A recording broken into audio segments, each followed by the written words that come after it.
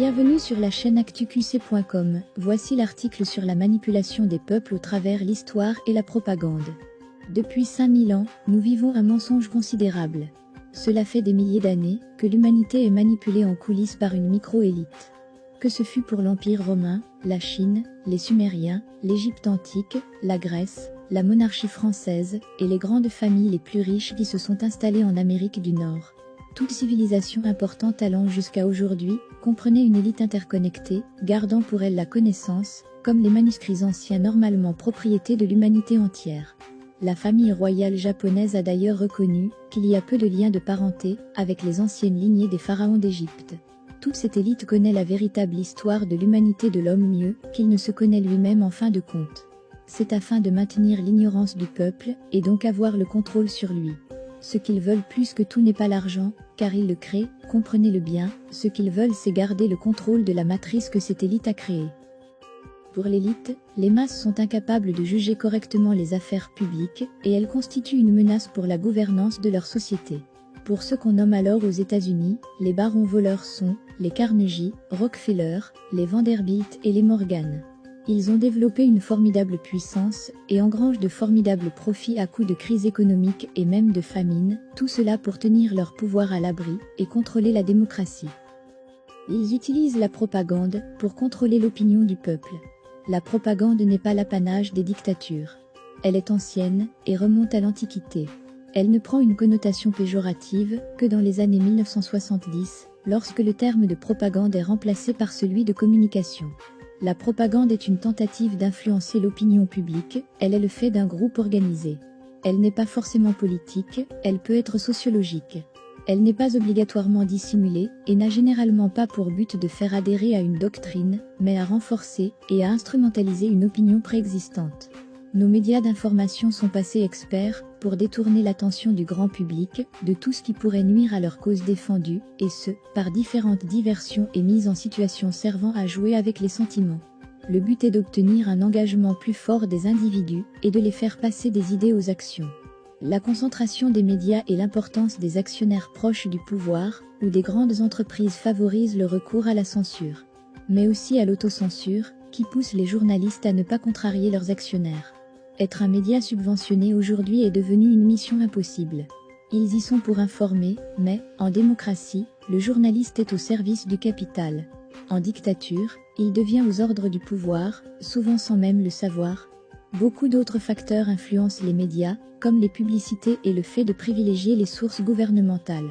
Dès la Première Guerre mondiale, le cinéma devient un outil de propagande. En 1915 aux États-Unis, une section cinématographique dédiée aux armées a même été créée, elle se nommait la Commission Krieg. Pendant la Seconde Guerre mondiale, la dictature et la démocratie ont eu recours à une communication tournée vers les foules, avec des slogans et des symboles mobilisant la population autour d'une cause. Ils savent manipuler les masses depuis très longtemps, et que la majorité a tendance à se conformer à l'opinion générale par une forme de propagande. Cela se transforme en rumeur, c'est principalement lorsqu'elle a été relayée par un média qu'elle se répand plus largement. Contrairement aux idées reçues, elle pénètre fréquemment des milieux éduqués et aisés. La rumeur a été utilisée comme arme de guerre, notamment pendant la Seconde Guerre mondiale. Ce qui est de nos jours différent, c'est que l'humanité commence à s'éveiller, et rien ne pourra l'arrêter. Sachez que l'éveil d'un peuple est leur plus grand problème. L'élite perd du terrain. Cette décennie est capitale dans l'histoire de l'humanité. Il se passera des choses incroyables sur cette terre. Une poignée de tous ces maîtres du monde détient depuis plus de 70 ans des milliers de brevets et ils bloquent leur libération publique, comprenant des technologies à énergie libre, c'est-à-dire non polluantes, gratuites mais surtout illimitées, mises en lumière notamment par Nikola Tesla, avec 300 de ses brevets volés, ainsi que Raymond Riff, au siècle dernier. Ces technologies pourraient éradiquer toute famine, toute maladie par des appareils à résonance vibratoire, et éliminer toute pollution en un rien de temps. Mais le système repose sur l'esclavage monétaire, et l'énergie fossile en était un des piliers. Comme le dit Kevin Trudeau, ancien franc-maçon du 33e degré, ancien membre de la Brotherhood et multimilliardaire, ayant pris le risque de sortir de toutes ses confréries, afin d'exposer la vérité au monde au prix de sa liberté. Le plus grand secret de l'élite mondiale, qu'ils ne veulent pas que vous sachiez, est que chaque être humain possède un potentiel infini. Vous avez le pouvoir de changer plus d'une chose par la pensée. Vous pouvez littéralement avoir, être, ou faire tout ce que vous voulez. Les maîtres du monde ne veulent pas que chaque homme, femme et enfant sur Terre prenne conscience que les seules barrières sont celles que chacun se fixe. Cela peut vous paraître simpliste, mais ce n'était que pour le résumer en une seule phrase. C'est le fil conducteur, et ils font tout pour vous conserver dans cette matrice par divers moyens aussi scandaleux que vicieux. Le XVIIIe siècle fut la montée en puissance de l'idéologie d'un nouvel ordre mondial. Les sociétés secrètes les plus importantes se servent de petites mains dans toutes les sphères de la société afin de les aider dans leurs tâches. Mais il y a un processus de filtrage rigoureux à cela. Plus vous commettez de tromperies, tronquez vos valeurs et votre éthique à leur cause, plus vous avez de crédit à leurs yeux et recevez pouvoir et richesse. Mais jamais vous n'atteindrez leur place. On peut citer parmi cette caste les politiciens élus dans les gouvernements. Les maîtres du monde ont appris à dominer tout sentiment humain. Vous, en tant que peuple doué d'un sens moral, ne pouvez certainement pas vous faire à l'idée que les véritables dirigeants du genre humain soient dépourvus de compassion, de tristesse et d'amour envers les souffrances les plus horribles qui tourmentent notre monde. En réalité, cette élite a acquis la capacité de dominer l'altruisme, car rien ne doit surpasser leur attachement à la cause, ce nouveau système flambant neuf, qui doit remplacer l'ancien à leurs yeux, et pour cela l'humanité doit passer par d'atroces souffrances. Pour y arriver, cela implique énormément de travail de leur part, pour maintenir le contrôle et l'illusion que vous êtes du bétail sans valeur par des guerres, des malheurs et des systèmes de croyances. Ils ont mis en place un vaste système pyramidal. La très grande majorité des personnes dans les gouvernements, des dirigeants de banques, des hauts cadres et dirigeants d'entreprises puissantes, des dirigeants de médias, des hauts magistrats, des hauts gradés militaires, font partie de sociétés secrètes, et généralement admettent volontiers en faire partie. Mais il existe aussi dans bien des cas des personnes plus puissantes, ceux qui contrôlent encore plus de ressources, sont au-dessus de ces personnes. Sachez maintenant qu'il y en a d'autres toujours plus puissants au-dessus de ces élites. Tout cela est en fait un vaste système pyramidal, très compartimenté.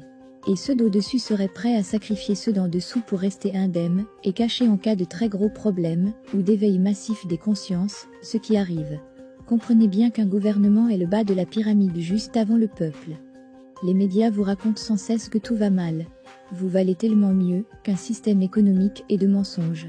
Votre cœur, votre conscience et votre cerveau sont des machines surpuissantes souvent mal exploitées. Chacun a droit au bonheur et à l'abondance totale.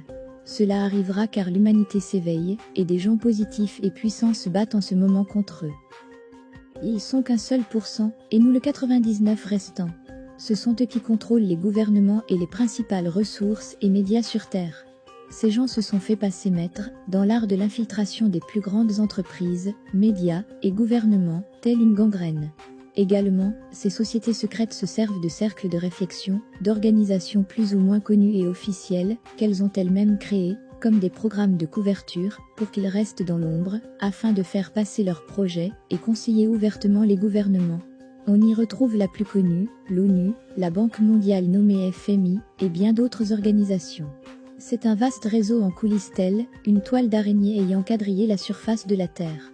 Cela fait 300 ans que le projet de nouvel ordre mondial a vu le jour dans les sociétés secrètes. À commencer par les Illuminés de Bavière, nommés Illuminati, les francs-maçons, il y a aussi les Skulan de Bonn, le Bohemian Grove, le B'nai B'rith, les Jésuites, le groupe Bilderberg et la Commission trilatérale. Celles-ci font partie des plus connues. Ce qu'ils détestent le plus, c'est qu'on les expose. Il y en a aussi d'autres, comme le Club de Rome, l'Aspen Institute, le Siècle, qui ont toutes des fonctions différentes. Toutes ces sociétés ne s'entendent pas forcément bien entre elles, d'autres si.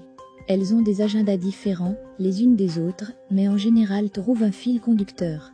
Même si deux sociétés secrètes se détestent, elles trouvent un compromis pour s'entendre, car possèdent le même intérêt commun. C'est-à-dire, le contrôle sur l'humanité et les ressources. Certaines personnalités très puissantes font aussi partie de plusieurs sociétés. En fin de compte, tout se décide au sein de ces sociétés secrètes, loin des débats démocratiques. Puis les ordres sont insufflés subtilement aux marionnettes gouvernementales par la suite. Ceci était la fin du montage vidéo sur l'article intitulé « La manipulation des peuples au travers l'histoire et la propagande ». Abonnez-vous à notre chaîne pour suivre nos prochaines vidéos. Vous souhaitez contribuer à l'amélioration, vous pouvez le faire avec vos partages ou à partir de notre site internet. Nous devons prochainement supporter quelques dépenses, vos contributions seront appréciées et y serviront. Merci de votre attention, actuqc.com vous souhaite une excellente journée.